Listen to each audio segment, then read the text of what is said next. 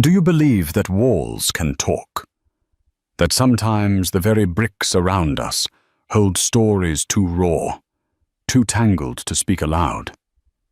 This is the story of a man who shattered hearts and trust in one swift stroke, erasing his unborn baby's name from the nursery wall. Little did he know that fate would carve that same name into the towering facade of his company's newest building. Love, ambition, betrayal, and redemption twist through every corridor of this tale. Buckle in for a journey that delves into hidden pasts and uncertain futures, where every character holds a key to a devastating secret. The late afternoon sun streamed through the tall windows of Alexander Haven's corner office at Horizon Global Ventures. The golden light cast a halo on the gleaming awards and plaques that lined the walls, each one echoing the success that the Haven family had worked generations to achieve. Alexander, a tall, imposing figure with silver-streaked hair at just 38, leaned back in his leather chair, drumming his fingers on the polished mahogany desk. His gaze cold and distant, fixed on an ornate pen, an anniversary gift from his wife, Cassandra. In that moment, the pen symbolized everything that had once been simple and hopeful in his life. Now it only served as a reminder of secrets he had kept the people he had hurt. He had always prided himself on his ability to control every variable in his life. But as the afternoon light drifted across the office, he realized control had slipped through his fingers the very day he found out Cassandra was pregnant. They had never spoken much about children before. Sure, there were the passing fantasies of a large family or a small one, depending on the day, but their careers always took center stage. Cassandra was a brilliant architect who had designed luxury estates from London to Bali. It was her passion, her calling. She had come from a humble background, and each building she created was a testament to how far she'd climbed. Alexander's phone buzzed. The name on the caller ID read Cassandra, and he felt a rush of guilt swirl inside him. She'd called 5 times that day, and each call had gone to voicemail. Now, perhaps out of reflex, he answered. Cassandra's voice was tight. She used his pet name, though the warmth that usually accompanied it was missing. "We need to talk. I'm at the house." Alexander swallowed. "I'll be there soon." He left the office without a backward glance, ignoring the stares of his employees as he stalked past glass-walled conference rooms. He drove to their estate on the outskirts of the city, a sprawling piece of land overshadowed by centuries-old oaks. The driveway alone was half a mile of winding pavement lined with perfectly manicured hedges. When he finally stepped inside, an uneasy silence welcomed him. Years ago, upon first acquiring the property, he and Cassandra had dreamed of filling those halls with laughter, children's voices, dinner parties, new memories. They even had a room at the end of the upstairs corridor, designated as a nursery, its walls once adorned with gentle pastel colors. A rocking chair Cassandra's grandmother had passed down, and a small name plaque they'd chosen for their soon-to-be child, the child who would never come. He found Cassandra in the nursery. The walls were now blank, the rocking chair shoved into a corner. She stood with her back to him, arms crossed, shoulders trembling. "What have you done?" Her voice was steady, yet thick with pain. Alexander closed his eyes for a moment. He had instructed the staff to repaint the nursery and remove all traces of the name they had once agreed upon Adrian.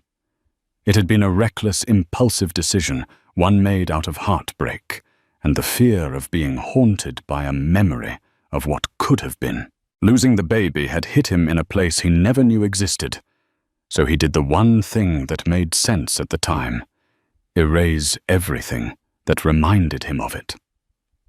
Cassandra turned, revealing tears clinging to her lashes. "We never even talked about it," she whispered. "You just had them remove his name, like he never existed." "I couldn't stand it," Alexander said, his voice low. "Couldn't stand walking by this room and seeing that name every day. It hurt too much." She stared at him, eyes glassy with betrayal. "Hurt too much? For whom? For you?" She took a trembling breath. "Because I still dream of him at night. I wake up and forget he's gone. And now there's nothing left of him at all, except the emptiness." His throat burned. He wanted to hold her, to promise her it would be okay. But the chasm between them felt too wide. Cassandra brushed past him, leaving only the scent of her expensive perfume and heartbreak in the air. He stood in the barren nursery, haunted by the absence of the name that used to be there. He thought about how that single act of painting over a memory had torn him and Cassandra further apart, and he wondered if they would ever find their way back. Yet destiny had other plans. The name he'd buried was about to resurface in a place he'd never expect, etched in stone on the facade of a building that would soon reshape both their lives. Long before he met Cassandra, Alexander Haven was raised in a world of opulence. The Havens were a known name in Massachusetts, their family wealth tracing back to old shipping lines that made fortunes in the 19th century. Over time, their empire evolved into real estate investment banking and eventually high-tech ventures. Alexander's father, Gordon Haven, was a formidable presence, meticulous, shrewd, and intimidating. He had raised Alexander with the mantra, legacy. First everything else, second. While this instilled in Alexander a relentless drive for success, it also planted deep insecurities. He had grown to view relationships as stepping stones or potential pitfalls. Even in personal matters, he measured the risk and potential reward. Growing up, he rarely visited friends' homes, almost never had a slumber party or carefree evening away from the watchful eyes of his father and their entourage of staff. He was groomed for leadership, taught to win at any cost. Cassandra Delgado was nothing like the women in Alexander's social circle.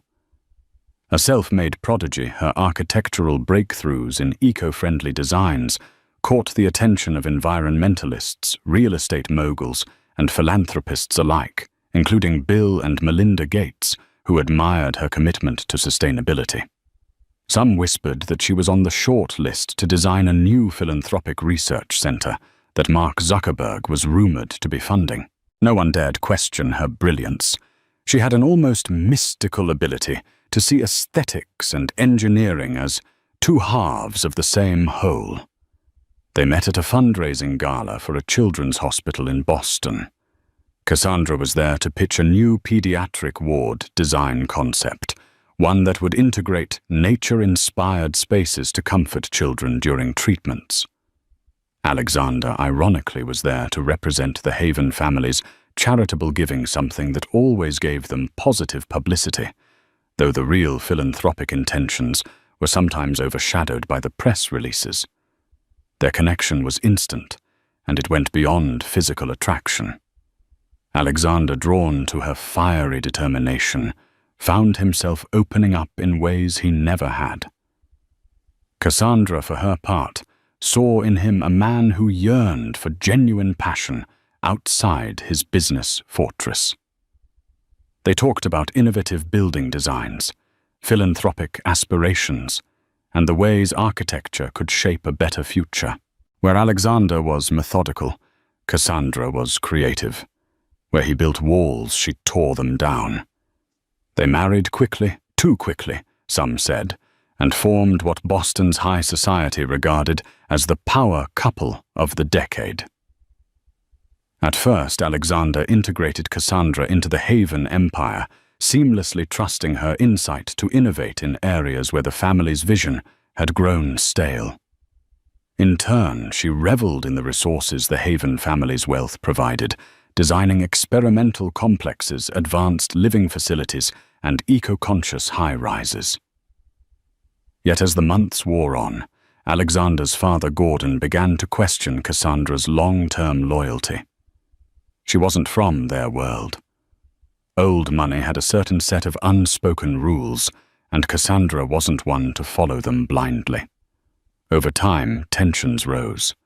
Cassandra refused to let the Haven name overshadow her personal identity. She pressed for her own brand recognition in architectural circles, which Gordon felt threatened the collective family prestige.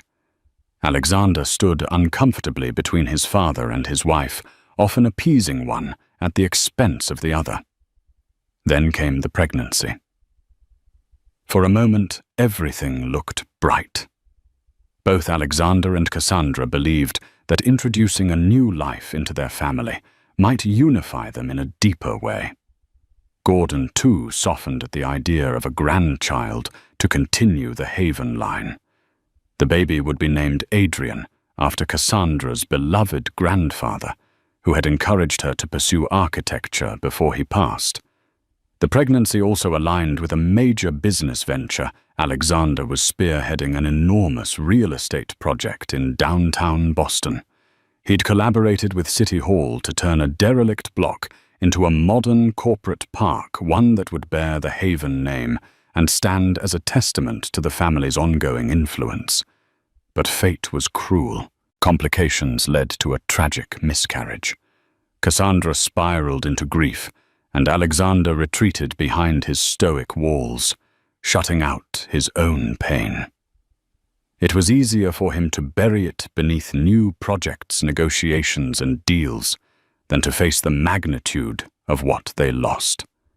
And so the nursery remained untouched, a silent reminder until the day he decided to erase Adrian's name from its walls. The heartbreak in Cassandra's eyes that afternoon was not something that could be easily fixed. Their once tightly woven tapestry of ambition and love was unraveling. Little did either of them know just how violently the threads would be pulled apart by events lurking on the horizon. Time marched on. Work never stopped at Horizon Global Ventures. The real estate project that Alexander had been orchestrating, officially dubbed the Haven Complex, was inching closer to its grand unveiling. This multi-building campus promised to revitalize downtown Boston, merging state-of-the-art office spaces with green rooftops, large communal parks, and advanced energy-efficient technologies.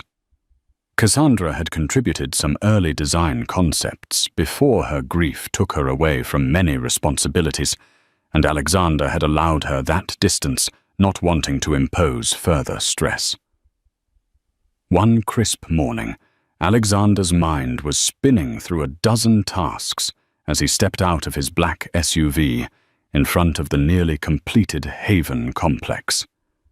He was there to do a final walkthrough before the massive media event scheduled 2 weeks later.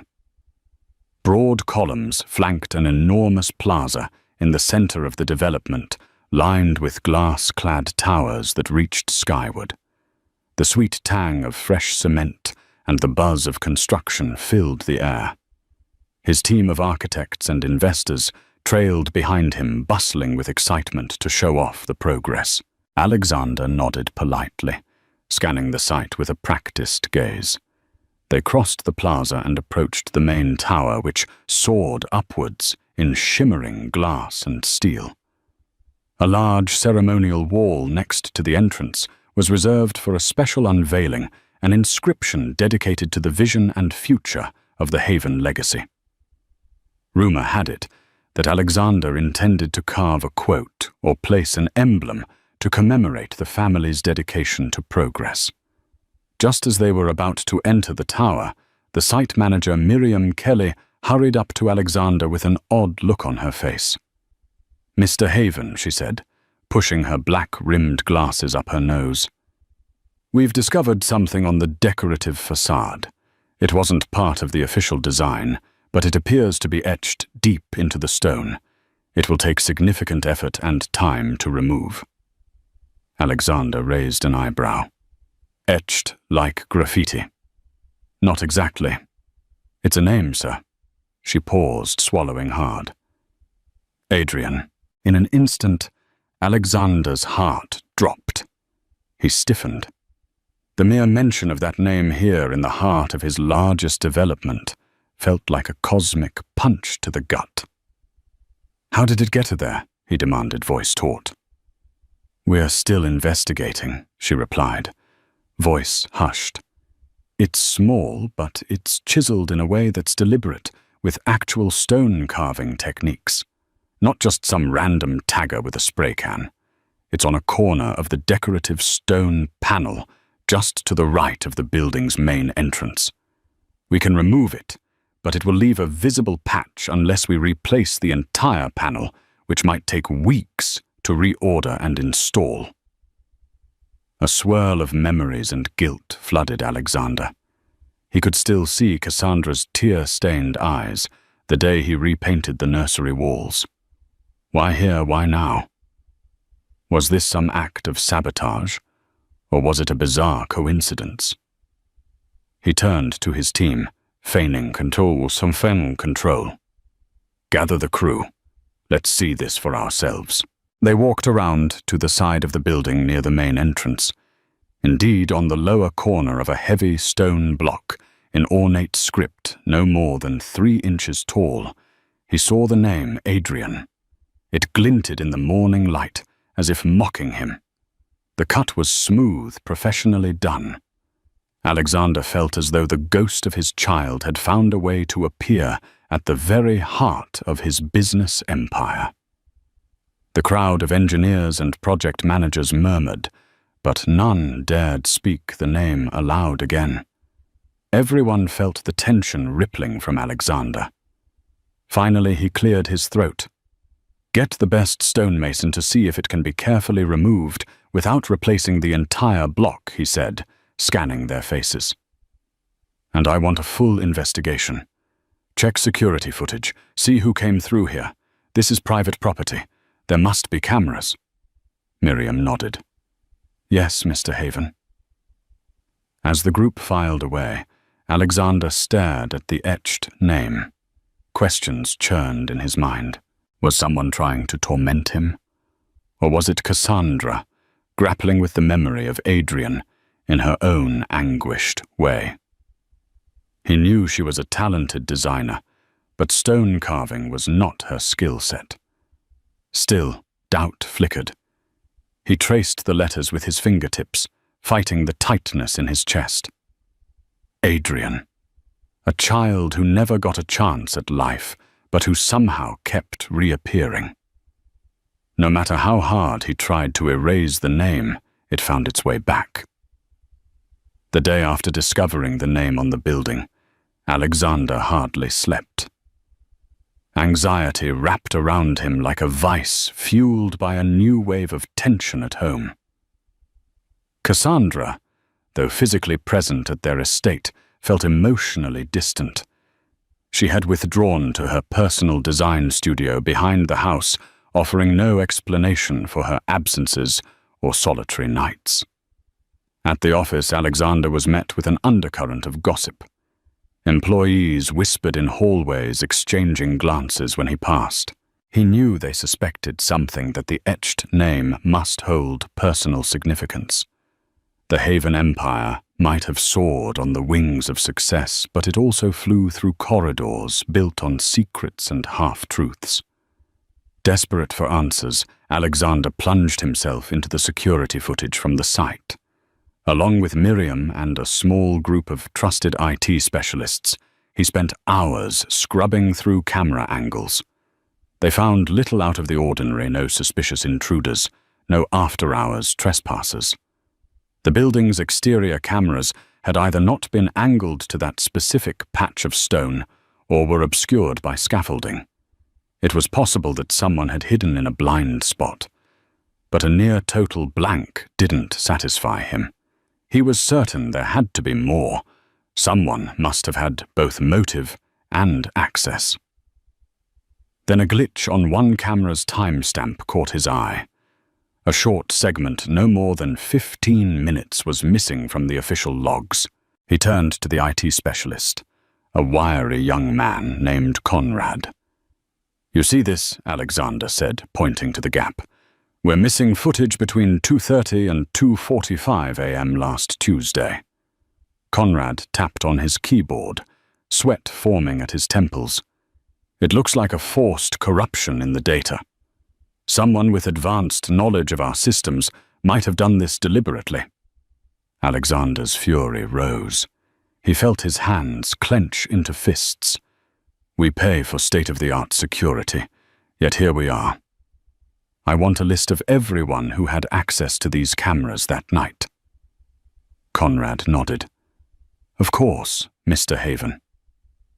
As the day wore on, a handful of potential suspects emerged: employees, contractors, or external tech consultants who had the clearance to handle or manipulate the security feeds. But none stood out as having a personal vendetta to carve Adrian into the building's facade. As far as Alexander knew, that name and its significance were known only to family and a few close friends. Just before evening, he slipped away from the office to pay an unannounced visit to Cassandra's personal design studio. It was a minimalist glass annex behind their main residence, filled with sprawling drafting tables, half-finished models, and large windows overlooking a secluded garden. He found her hunched over a blueprint, wearing a plain black turtleneck and leggings. She barely acknowledged him when he stepped inside. "We need to talk," he said, his voice gentler than he intended. The tension between them was suffocating, but anger wouldn't help. She shrugged, maintaining focus on the blueprint. "About what?" He took a step closer. The name etched on the new building. Adrian. "You wouldn't know anything about that, would you?" She stood up slowly, her eyes narrowed in astonishment. "What makes you think I would do that?" Alexander exhaled. "I'm not accusing you of anything, but you've been distant, and I know how important Adrian's memory is to you. This could be some act of grief." She paced across the studio, frustration evident. "So because I'm grieving, I'd break into your construction site in the dead of night and carve our baby's name on stone. Is that really what you think of me, Alexander?" He winced at the use of his full name. "I just need answers." Cassandra's eyes brimmed with tears. "I can't even stand looking at that building. It reminds me of what you did to the nursery, wiping away Adrian's name like he never existed. I'm not stepping foot near your precious Haven complex, let alone defacing it." Alexander stared at the floor. Guilt and suspicion clashed in his chest. He wanted to believe her. Over the years, she'd proven herself to be honorable and true, even if they were drifting apart. She picked up a small clay model she was working on, a conceptual piece for a pediatric clinic in Honduras. "This is how I honor Adrian," she said softly, tapping the model. "By designing places that help children. Because that was our dream, wasn't it? To do something meaningful for families. That dream died a little the day you repainted that room." "Stung?" Alexander nodded, unable to muster a response. He turned to leave, pausing at the door. "If you remember anything that might help, or if you see anything suspicious, you'll tell me." She nodded, though her expression made it clear she believed if Alexander really cared about her, he'd know how deeply he'd wounded her. He left the studio feeling colder than when he'd arrived. Over the next week, Alexander's frustrations mounted. His father Gordon, who had been conspicuously absent for months, supposedly overseas on business, unexpectedly returned. Gordon always had a knack for appearing at the worst possible time. One evening, he summoned Alexander to the Old Haven mansion in Beacon Hill, the historic family seat that Alexander had avoided since his childhood. Alexander arrived to find Gordon waiting in the study, a cavernous room lined with dusty tomes and antique furniture that smelled like old leather. 2 crystal glasses of expensive cognac sat on the table untouched. Son Gordon said, his deep voice echoing. "I've been hearing rumors. Something about the name Adrian carved into your new building. Care to explain?" Alexander's jaw clenched. He'd never told his father the baby's name. That was a conversation he and Cassandra had reserved for themselves, at least until the time was right. But perhaps gossip traveled faster than respect for privacy in Boston's elite circles. "Nothing to explain," Alexander replied, forcing calm. "It's vandalism, and I'm handling it." Gordon's expression was measured. "I understand losing a child is hard, but you need to keep your head in the game. The city is watching, the press is circling. You're set to be the face of this grand opening. Anything that smells of scandal or strife will tarnish the Haven name." Alexander's shoulders tensed. "Is that all you care about? The name not once have you asked how Cassandra or I are coping." Gordon's straightened lips pressed into a thin line. "Grief is personal. I'm not your therapist. But I do know the family legacy must remain intact. If you can't manage to keep it that way, I will step in." The threat lingered in the room like a noxious gas. Alexander took a long sip of the cognac, letting the burn steady his nerves. He was used to his father's cold approach to family matters. Showing vulnerability in front of Gordon was akin to bleeding in shark-infested waters. "That won't be necessary," Alexander said, determined. "I've got it under control." Gordon nodded, but the glint in his eyes said otherwise. "I trust you'll do what must be done." Their conversation ended abruptly. Alexander left, feeling the old mansion's oppressive weight crushing him. He hated that place. It reminded him of lonely childhood nights locked away in a stiff bedroom, while tutors and nannies drilled into him that everything was about legacy and image. Back at the estate, he found Cassandra's design studio empty. A quick text revealed she had gone to New York for a last-minute architecture symposium. In the past, she would have told him about any travel plans. He knew she was pulling away, forging her independence again, and it both frightened and angered him. Days marched on with no new leads about the carved name. The IT team found no conclusive evidence, and the stonemasons insisted it would cost tens of thousands of dollars to fix the etched stone, and that was assuming the project schedule could accommodate such a significant delay. With the grand opening fast approaching, Alexander faced a choice: reveal the name at the event, and risk a media circus, or patch it in a rushed manner, leaving an obvious scar on what was meant to be a pristine facade. He tried to push it from his mind by immersing himself in finalizing the details of the opening ceremony. He'd invited a roster of high-profile personalities, local politicians, celebrities, and philanthropic figures, even hoping to secure a cameo from Warren Buffett, who was rumored to be investing in a sustainable housing initiative. The event in many ways was a tribute to the Haven Empire's commitment to the future. Yet as the big day loomed, Alexander couldn't shake the eerie feeling that the name Adrian was more than a mere vandalism or cosmic coincidence. It felt like a reckoning for the callous way he had tried to paint over the nursery, to bury the sorrow too quickly. At last, the morning of the grand opening arrived.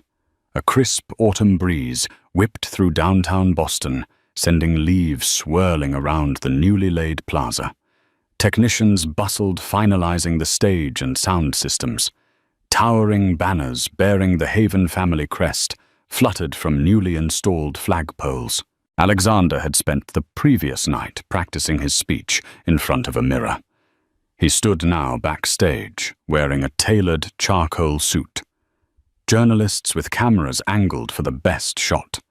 Officials from City Hall mingled, and a small band rehearsed soft classical tunes. Despite the outward pomp, his mind was a tempest. He glanced at his phone, hoping to see a text from Cassandra, but there was nothing. She was back in Boston, but had not confirmed her attendance. He drew a slow breath, stepping onto the stage, as the announcer introduced him with a flourish. His speech began smoothly enough, praising Boston's heritage, the dedication of the City Council, the employees of Horizon Global Ventures, and the bright future symbolized by the Haven complex. He had a practiced way with words, honed by years of press conferences and philanthropic galas. Then his eyes caught a glimpse of someone unexpected in the crowd, Cassandra. She stood at the back, arms folded, her expression unreadable. For a moment his voice faltered, but he forged ahead. Applause peppered his speech. Lights flashed, cameras rolled. He concluded with a statement on legacy, how the Haven family strived to build not just buildings, but also hope for the next generation. The audience clapped politely.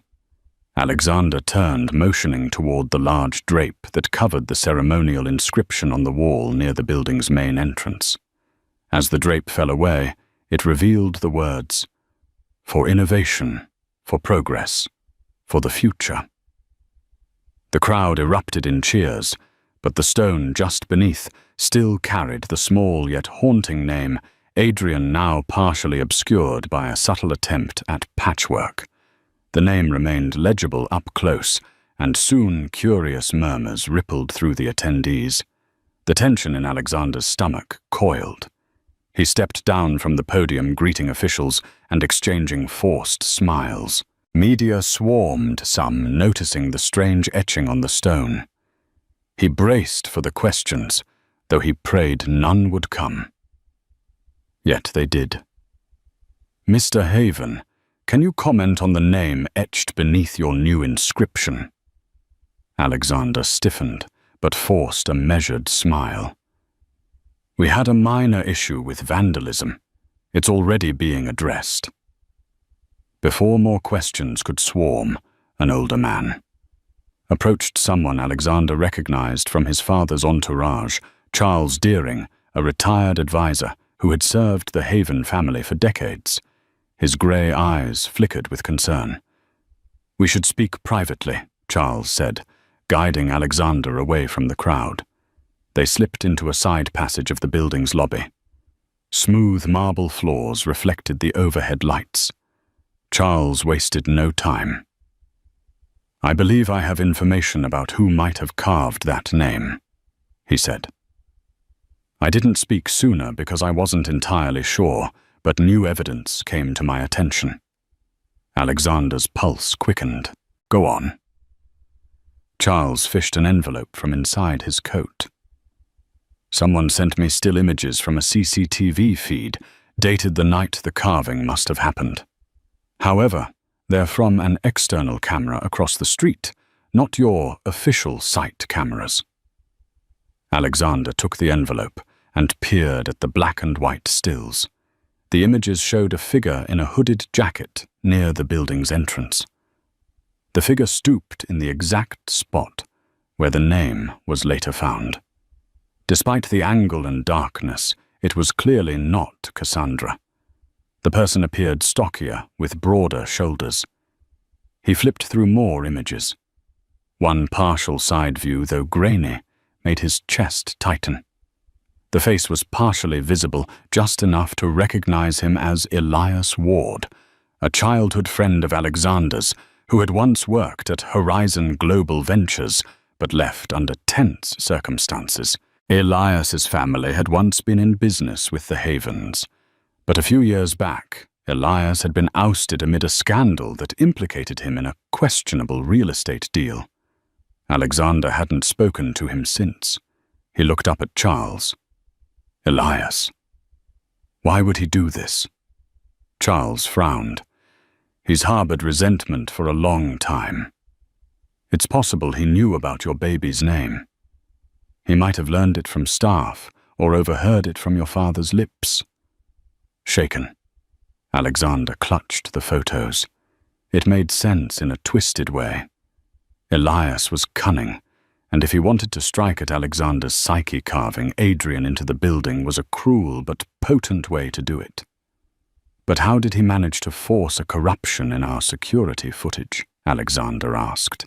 He's an IT expert, or at least he has connections, Charles replied.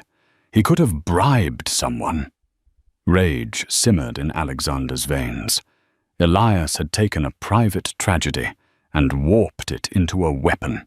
The whole fiasco with the building was to undermine Alexander, to remind him that no matter how high you climb, your vulnerabilities can still be used against you. Charles placed a hand on Alexander's shoulder. Be careful. Confronting him without evidence could be risky, but at least you now know who you're dealing with. Alexander nodded, pulses of adrenaline flooding his system. The revelation brought no solace. If anything, it deepened the emotional turmoil. He glanced toward the exit, spotting Cassandra watching him from afar. Her eyes flicked from him to the envelope in his hand, curiosity evident. He couldn't confront Elias publicly, not at that moment.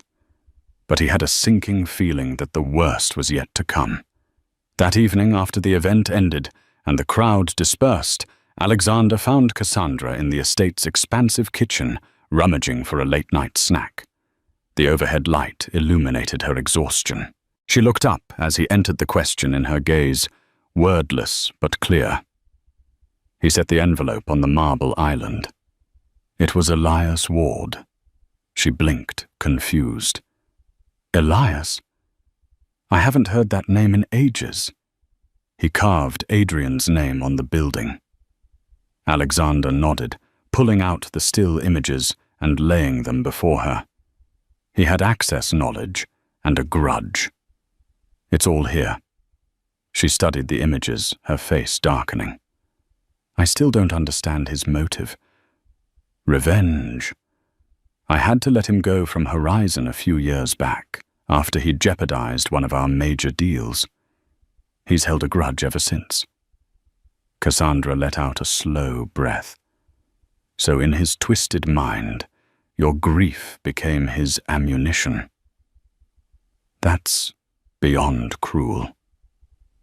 Alexander reached for her hand, longing for a connection they'd both neglected.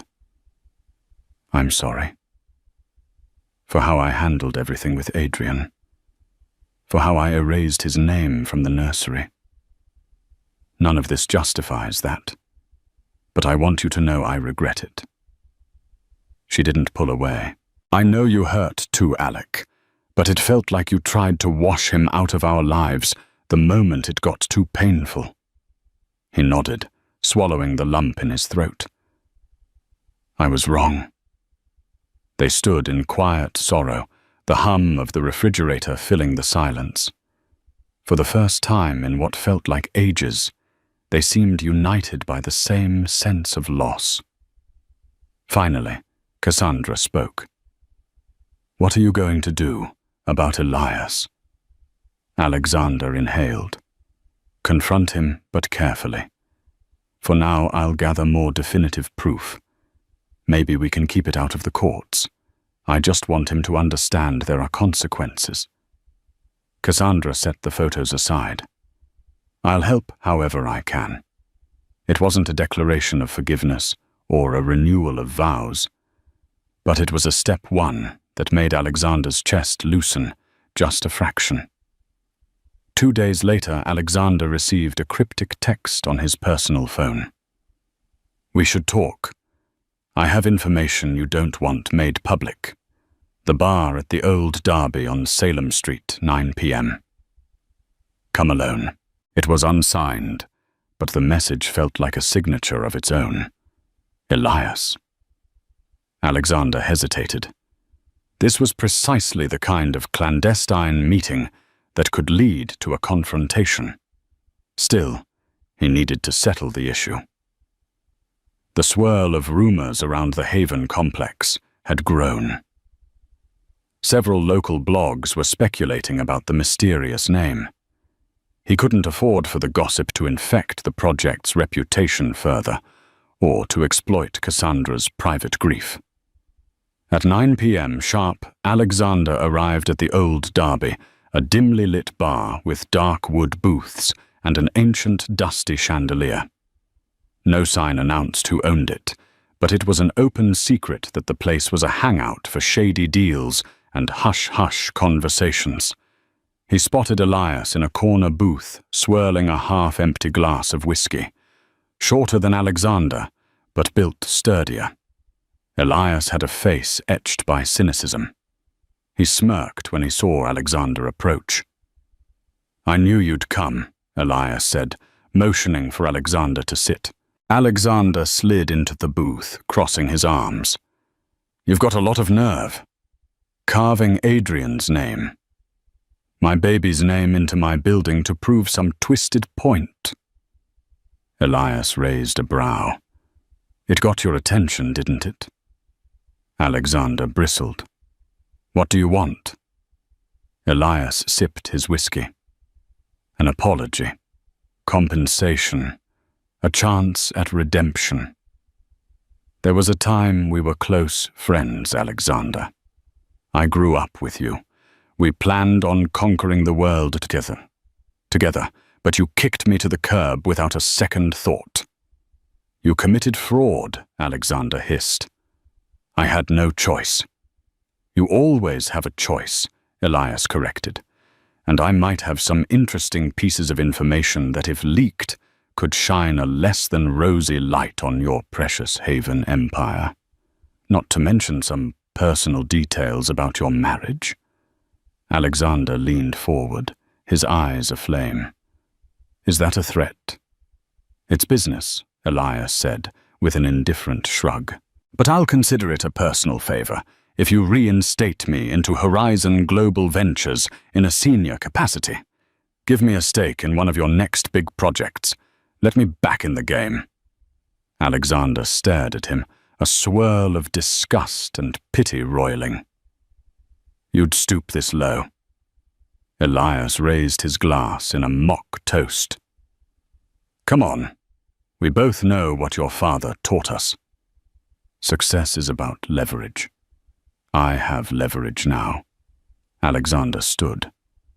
"I won't be blackmailed." Elias shrugged, unbothered. "Then you can watch me dismantle your carefully curated world piece by piece. I wonder how the press would react if they learned the real reason behind that carved name. Or if certain financial transactions were put into public record." Alexander's fists clenched, but he forced himself to walk away. Engaging in violence or an open confrontation here would only complicate matters further. As he left the bar, Elias's eyes burned into his back. Outside, the chilly air stung his cheeks, matching the fury that flared in him. Back at Horizon Global Ventures, Alexander convened a small circle of trusted advisors: Miriam Kelly, Charles Deering, and an old ally, Jessica Freeman, the firm's head of compliance. They pored over files detailing Elias's previous projects, searching for any vulnerabilities or potential wrongdoing that Alexander could use as a counter-leverage. An exasperated sigh slipped from Alexander as they found only minimal leads. Elias's misdeeds were well documented from the prior scandal, but he had skillfully wiped most records beyond that. The man was cunning, leaving little behind that could incriminate him now. Cassandra, too, joined the meetings for the first time since the miscarriage. She offered a fresh perspective, though her role was mostly supportive. Alexander felt a glimmer of their old partnership, the synergy that had once made them unstoppable. Late one evening, while scanning the older architectural plans for the Haven complex, Cassandra found a cryptic note scrawled in the margins, a note referencing a specialized vault in the sub-basement designed for data storage, one that Elias had insisted on implementing when he was still with the company. "This sub-basement vault," she said, pushing the plan toward Alexander. "Do you remember authorizing it?" He furrowed his brow, scanning the document. "Not specifically. Elias was heading security protocols back then. He might have snuck it into the design." Charles leaned in, adjusting his reading glasses. "I recall some mention of a state-of-the-art data center, but we never used it. The project was scrapped after Elias left." Cassandra tapped her pen on the blueprint. If Elias had free rein to design it, maybe he stored something there, some leverage. Miriam nodded. He might be counting on no one remembering this vault exists. It's possible he's stashed files there that he can threaten to reveal. Alexander stood. "We're going down there." Under the cover of night, Alexander, Cassandra. Miriam and Charles slipped into the Haven complex. They made their way to the sub-basement, guided by the dusty blueprint and the flicker of overhead fluorescent lights. Occasionally, a distant hum of machinery echoed through the concrete corridors. At the far end of a deserted hallway, they found the entrance to the vault, a nondescript metal door with an electronic keypad. Miriam produced a small hacking tool, courtesy of their IT department. She set to work, sweat beading on her forehead, until a faint click announced success. Inside, they discovered a chamber lined with racks meant for servers that never arrived. The air was musty thick with disuse. It took them a while to find anything unusual, until Cassandra noticed a steel cabinet in a corner. It was locked, but with a traditional padlock instead of advanced electronics. Charles pried it open with a crowbar. Inside sat a single external hard drive, labeled HGV Archives. Next to it lay a dusty stack of documents. Their hearts pounded in unison. Alexander carefully lifted the drive. This must be Elias's stash. He rummaged through the papers, spotting spreadsheets, old memos, and references to questionable deals. Some were legitimate business records, others had confidential stamped across them in thick red letters.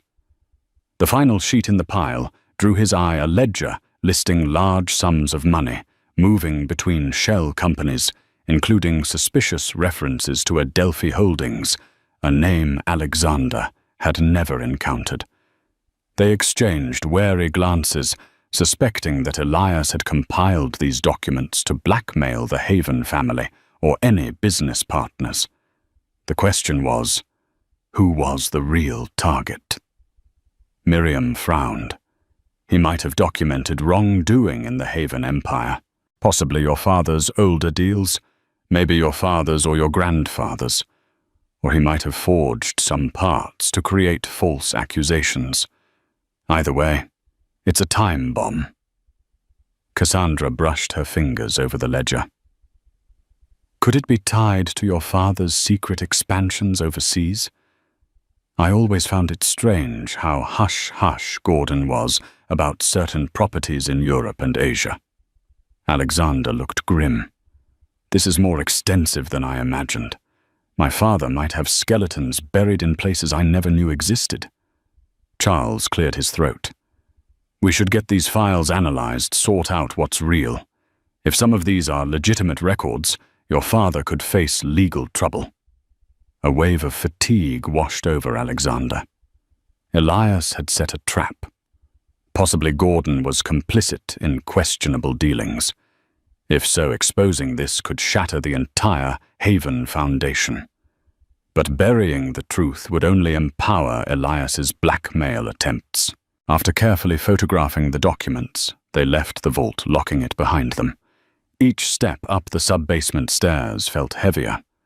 Alexander's mind raced with potential scenarios, from criminal investigations to media firestorms, but overshadowing all of it was the name Adrian. How the memory of his unborn son had been twisted into the crowbar that pried open these hidden secrets. The next morning, Alexander summoned Gordon to his estate, producing the files and confronting him directly. In Cassandra's presence, the older man examined the documents without betraying much emotion. Then he looked up, eyes icy. "Elias was always a snake," he said simply. "And you've proven yourself naive for letting him collect these." Alexander's voice shook with outrage. "Don't deflect. These deals, offshore shell companies, questionable partnerships. This is bigger than Elias. Did you sign off on all this?" Gordon's jaw tightened.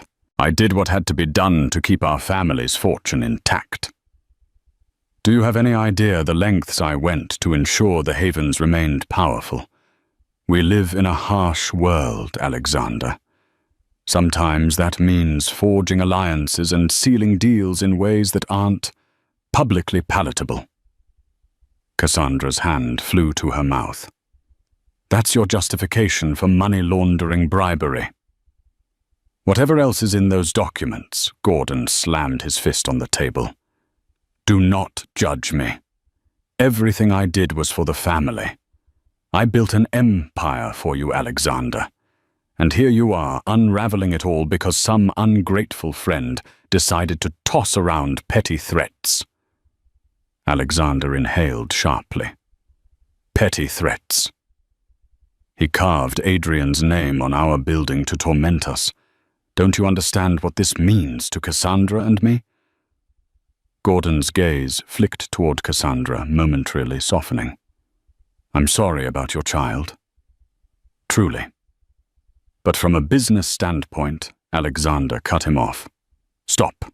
You can't reduce everything to business. This is our family." A tension-soaked silence stretched. Eventually, Cassandra intervened. "We need to decide what to do with Elias and with these files. If the media gets hold of this, your entire legacy is at risk."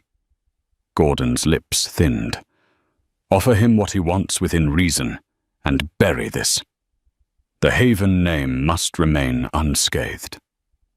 Alexander bristled. "No. I'm done paying for blackmail. We need to handle this differently." "Then handle it," Gordon said, rising from his seat. "But don't expect me to take the blame if you fail." He left in a swirl of expensive cologne and bitterness. Alexander clenched his jaw. Cassandra placed a tentative hand on his shoulder. "We'll figure it out," she said. But even as she spoke, fear tinged her voice. Days passed, and the pressure mounted. Alexander and Cassandra moved through the estate like ghosts, each lost in a storm of thoughts. Cassandra tried to break the silence more than once, but Alexander was too consumed with forging a strategy to defeat Elias without letting the blackmail files go public. One evening, as a cold rain battered the windows, Cassandra found Alexander in the study, staring at old family photos.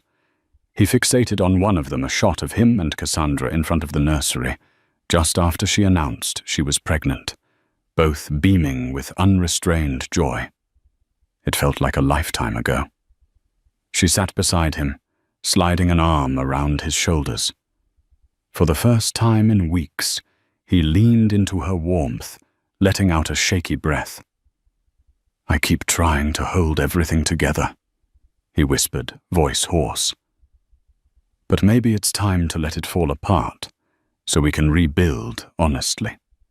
Cassandra hesitated, her fingers stroking his hair. "What do you mean? I mean, maybe we come clean. Let the authorities see those documents, see if there's wrongdoing, and if it implicates my father, so be it. I can't keep living in this twisted circle of blackmail and secrets." A tear escaped Cassandra's eye. "That's a huge risk, Alec. It could destroy the Haven name." He swallowed. Our child was destroyed by secrets too. I never told you how I truly felt after we lost Adrian, how broken I was. I tried to bury it, and it only caused more pain. I don't want to bury anything anymore. Cassandra's tears flowed freely. She cupped his cheeks, searching his gaze. I've hated you for wiping out Adrian's name, for ignoring my grief. But part of me knew you were doing it out of your own heartbreak. I just couldn't face it. Maybe I needed to hate someone. Alexander held her close. I'm sorry. Truly. I wish I could redo it all, but this is our only chance to make something right.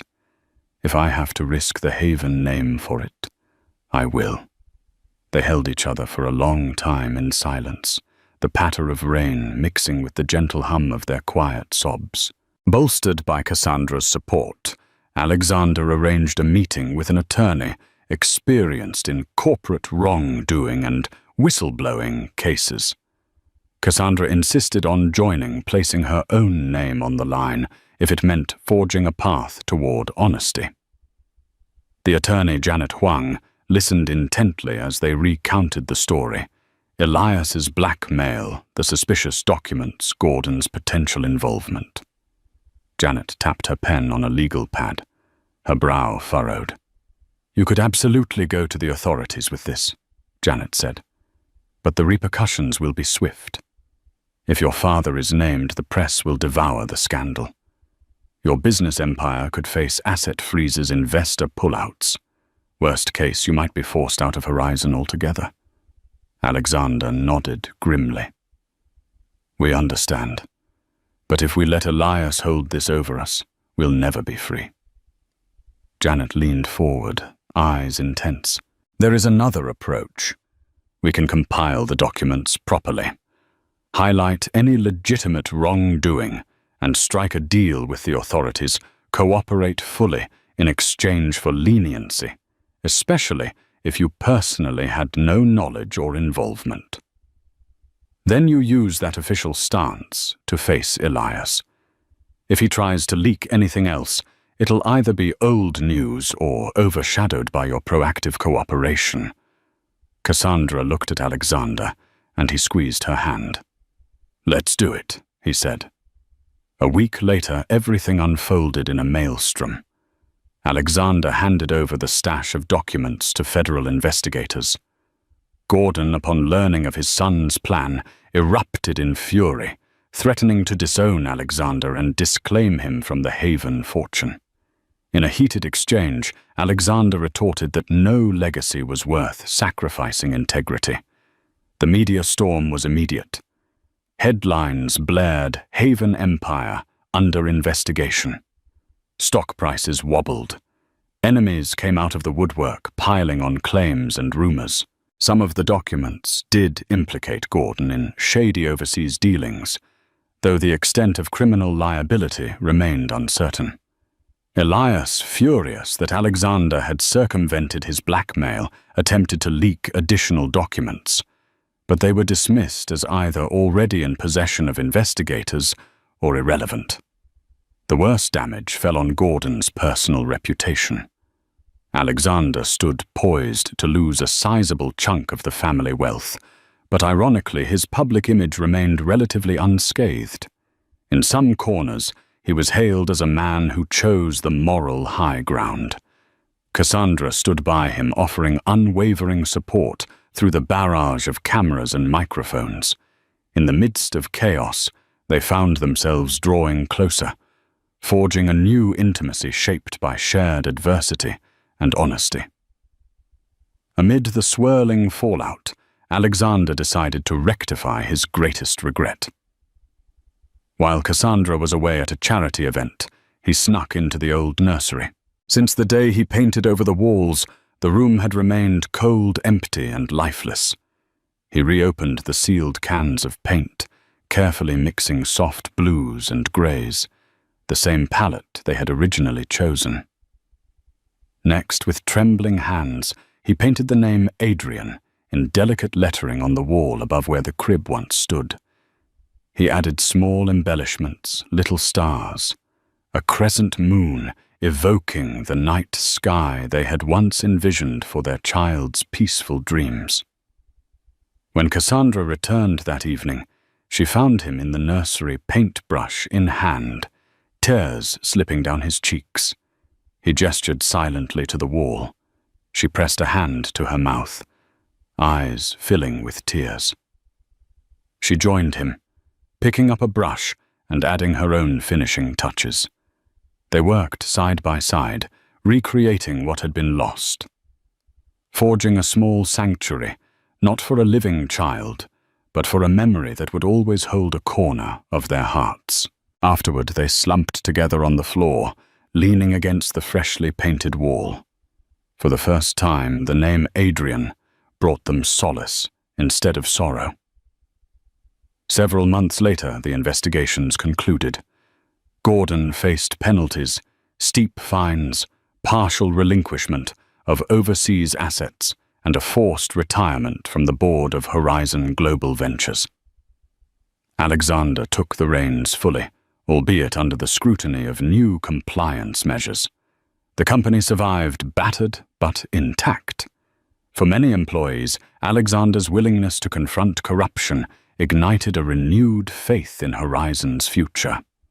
Elias vanished from Boston's high society rumors, swirling that he fled the country. With no leverage left, his name faded into the background. Few missed him. During a quiet afternoon, Alexander and Cassandra strolled hand in hand through the Haven Complex Plaza. They paused at the stone panel near the entrance where Adrian had once been etched. A faint outline of the letters was still visible even after professional repairs. Instead of resentment, Alexander felt a gentle pang of remembrance. Cassandra rested her head on his shoulder.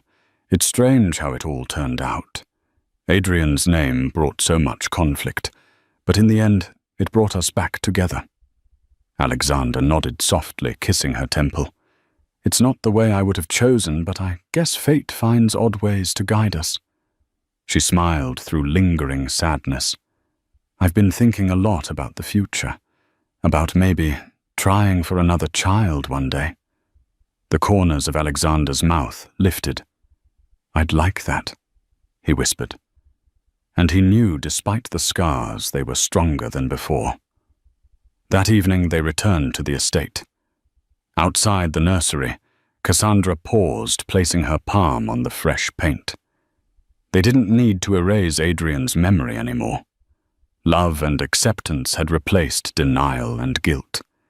In time, they would fill that house with laughter, and maybe, just maybe, Adrian's name would become a whisper of hope rather than a cry of loss. And there you have it, a tale of ambition and heartbreak, where a single etched name tore through family secrets and forced a reckoning that no one saw coming. In the end, Alexander and Cassandra found the courage to face the ghosts that haunted them, to stand up against blackmail, and to carve a new path defined not by hidden deals or erased memories, but by honesty and love.